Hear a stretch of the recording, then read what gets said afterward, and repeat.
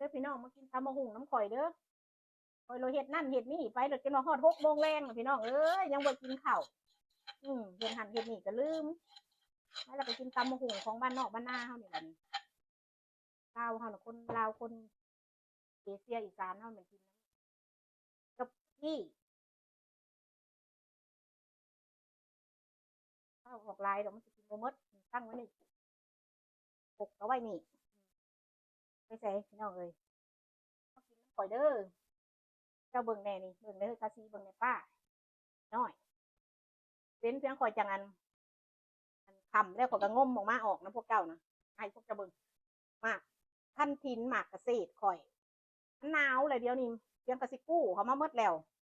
แต่บัดนี้มักกกมาขั้นทินนี่ก็สิได้เอาเข้าใน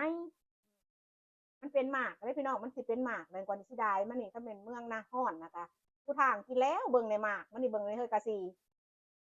เบิ่งในป้าข่อยก็เลยมาตำมะฮุ่งข่อยก็อยากให้พี่น้องเบิ่งเนาะโอ้หาเด้อมากินน้ำข่อยเด้อนี่กะพักนี่ก็คือกันนี่เสียเขาไว้ตารางอ่ะเก็บมากินกับพักเรือบินไปกินก่อนบอกว่าเวลาย้ายห่างเด้อหนูนากินน้ำละสาวเด้อสาวเห็นโตอยู่หน้าเลยสู่ๆเด้อนาเด้อหนูนาเด้อ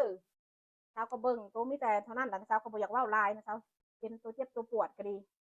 กินตำมะฮุ่งน้ำละสาวเด้อควันฉันเศษกระทินนะสาวโอ้เราเห็นบอกแนวมันก็มาจากนั่นพลันมันป้าไว้หนึ่งก็ได้กินก็ได้กินได้ผัว1 2 ผัวได้เด้อพี่น้องบ้านเฮาเอ้ยอยู่แซ่ก็กินนี่เหมือนของแต่เฮาหมักตำมะฮุ่งตำแกงหน่อไม้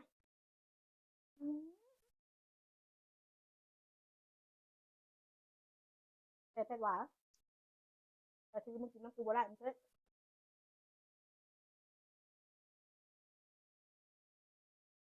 ใช้สวรรค์เขตเด้อสวรรค์เขต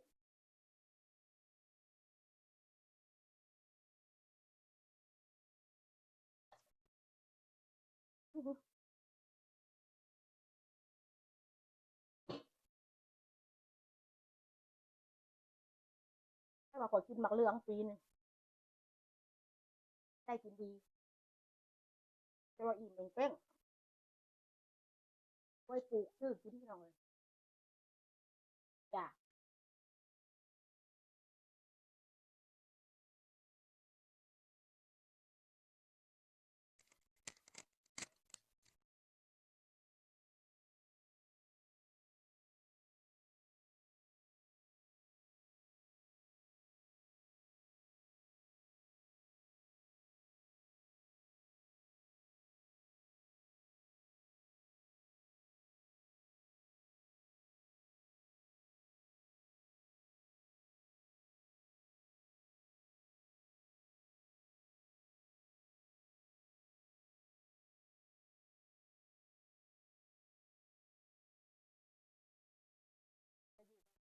ไทยถาดขนมเนาะลวกผักบุ้งนี่ละกันเจ้ากระปุ้นน้ำปลาแดก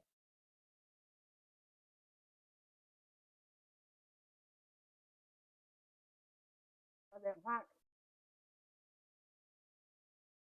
แล้วก็ลวกกระหล่ำข้าวแซ่บถาดขนมเขายังไปเข้าซูน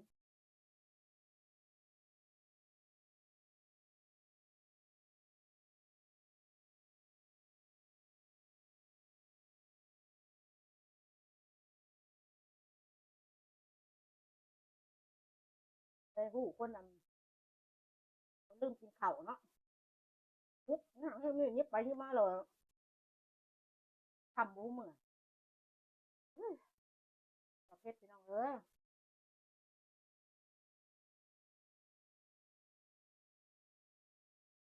ือก็คุณมาใหม่ๆก็คุณมาใหม่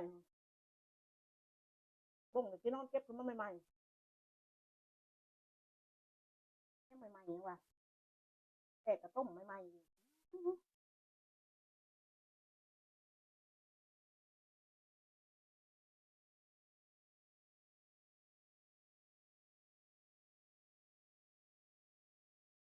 บุ้งแดงเนาะตำบุ้งคนจะสุดยอดยอดกระเทย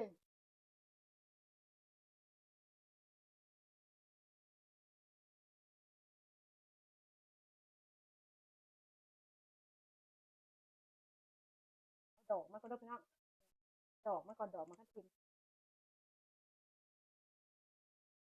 เขาคือว่ากุ้งมาคันทิมนี่แหละคนตกละเพิ่นคนตายพี่น้องเอ้ยตกมาคันทิมเนี่ยคนตายตกลงแล้วคนตาย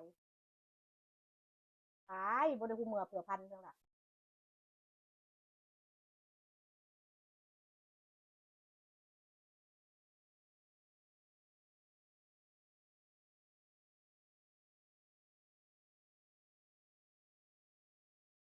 ที่ของวัฒนธรรมเขาเนาะย่างน้ำเนียวแล้วก็ย่างที่มา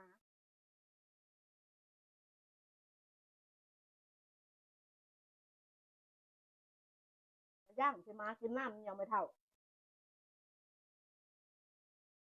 ฮู้เมื่อมากก็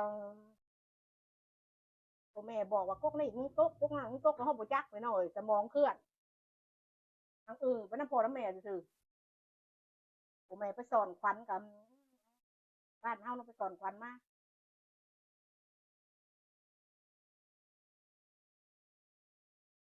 เขาเบิ่งข่อยตกลงมาตั้งแต่ข่อยยังบ่เอาผัวแต่ข่อยยังหนุ่มนี่ข่อยมันโซนมือจากลาวข่อยเอาผัวแล้วมาอยู่มึงอยู่ในศูนย์ข่อยยังบ่จักว่าก๊กไม้ตัวใดข่อยตกข่อยได้ยินอยู่หมู่เว้าข่อยก็ไปซื่อข่อยบ่จักจนข่อยมาฮอดอเมริกาข่อยคิดสวาดบัดนี้วานข่อยแฟนขึ้นก๊กไม้ก๊กกระถินนั่นตกลงข่อยไปกับหมู่ข่อยก็อีนี่ข่อยฮู้จักบัดนี้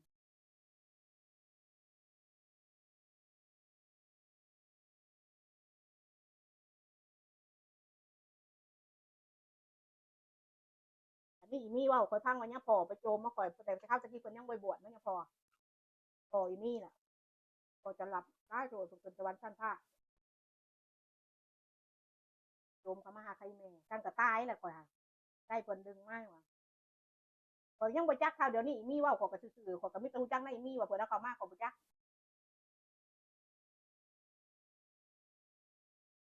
ตอนนี้ก็ยังบ่จักอยู่ผัวเขามาจักแต่โพนก็ตกลงตกโพนตกเกษตรยังก็ยื้อบัดนี้พอข่อยขึ้นเลยข่อยเป็นคนมักขึ้นกงไม้กงตอกเอ้ยฮู้จักหาก็ฮู้จักว่าไปก็อีนี่นั่นแหละแล้วเลยพี่น้องสมองเคลื่อนกันสิเว้าบ้านเฮาบ่มีด็อกเตอร์กวดเนาะเออ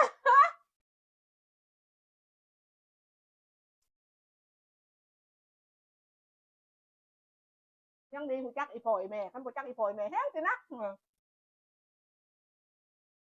ยังจื้อพ่อจื้อแม่บ่จักพวกไม้ตัวเองตกซื่อๆพี่น้องเอ้ยสมองเคลื่อนยังว่าเดี๋ยวนี้บ่เคลื่อนขึ้นมาแล้ว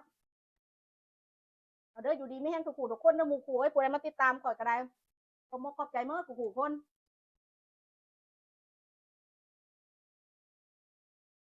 น้องไทยเฮาก็ตัวโลกเนาะบ๊ายบาย